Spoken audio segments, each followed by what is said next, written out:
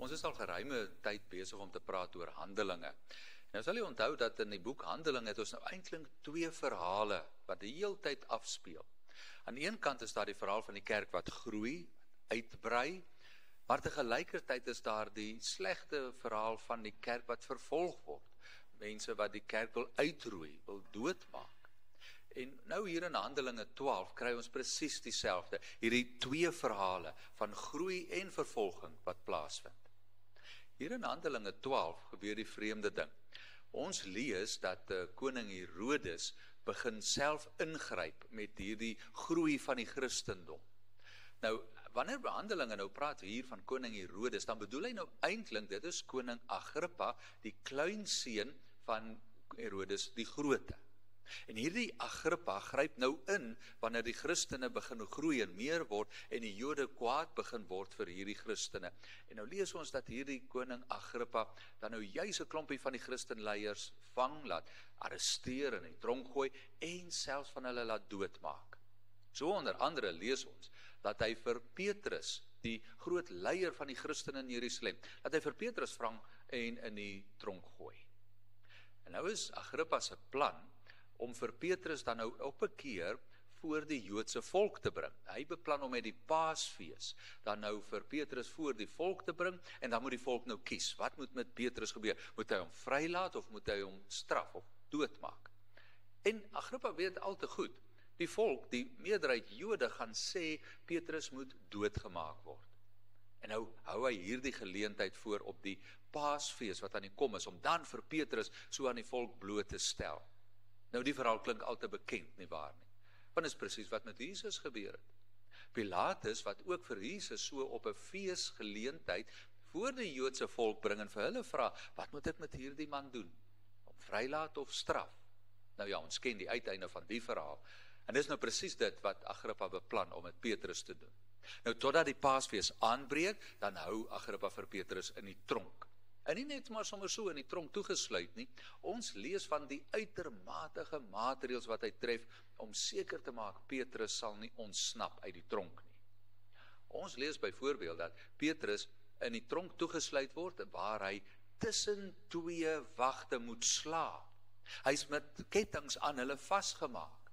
En voor sy seldeur is daar nog 2 wagte. En dan natuurlik by die tronkdeur self daar nog 'n verdere 2 wagte. Dis die maatreëls wat Agrippa tref, nou om seker te maak, Petrus ontsnap nie. En dan lees ons, is daar op 'n keer 'n wonderwerk. 'n Engel verskyn aan Petrus daar in die tronk.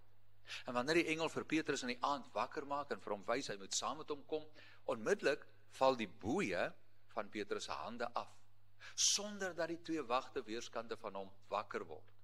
En Petrus loop agter die engel aan, wat hom verby die tronksel deurneem, waar nog 2 wagte staan, en hulle stap verby hulle, en uit by die tronk waar daar nog 2 wagte staan, totdat Petrus uiteindelik vry buite die tronk rondloop. En dan wonderbaarlik, dan verdwyn die engel.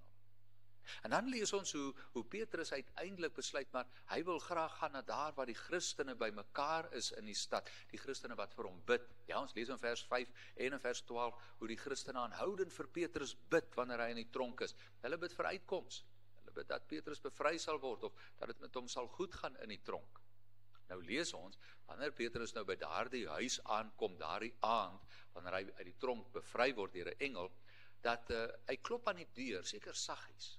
En dan hoor ons hoe een van die diensmeisies na die deur toe kom, en as hy Petrus se stem herken, dan dat hierdie diensmeisie terughardloop uit skok, in die huis in terughardloop, sonder om die deur oop te maak. Sy gaan vertel vir die Christene wat daar in die huis by mekaar is, Petrus is by die deur. Hulle reaksie is onmiddellik om vir haar te sê, ag nee wat, jy is mal. En as hy aanhou om vir hulle te sê, maar Petrus klop aan die deur, ek herken sy stem, dan sê hulle van, man, dan moet dit die gees van Petrus wees. Hy is onder sulke streng bewaking, daar is nie 'n manier dat hy die tronk uit kan kom nie. As jy iets by die deur hoor, dan is dit seker die gees van Petrus, dat hy reeds dood is.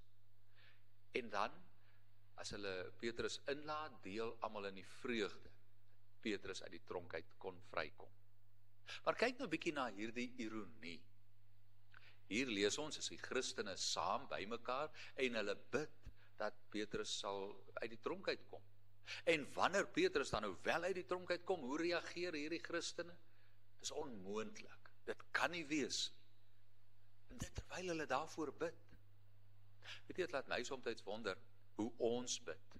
Soms bid ons ook vir iets wat ons van die Here vra, en wanneer dit gebeur, dan is ons half negatief of in ontkenning. Dit kan nie wees. Dit maak dat ons moet leer om met geloofsoë na die wêreld om ons te kyk. Geloof sal maak dat ons beantwoorde gebede raak sien. Kom luister 'n volgende keer verder na die verhaal in Handelinge.